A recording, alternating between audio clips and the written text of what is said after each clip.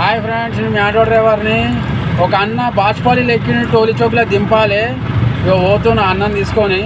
అన్న ఒకసారి హాయ్ చెప్తాడో చూడరు. హ్యాపీ హాయ్ చెప్పిస్తా అన్నతోని.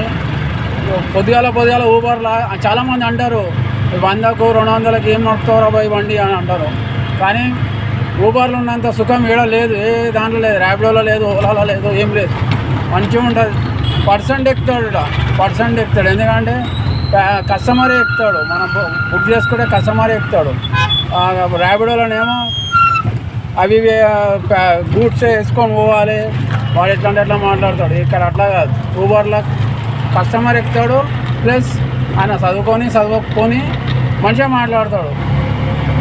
అదే వేరే యాప్లలో నేను ట్రై చేసిన, వేరే యాప్లలో మస్తు చూసినా, కానీ ఒక్క యాప్ సరిగ్గా లేదు. Only Uber. నేను ఊబర్ 2 సంవత్సరాల నుంచి చేస్తున్నా.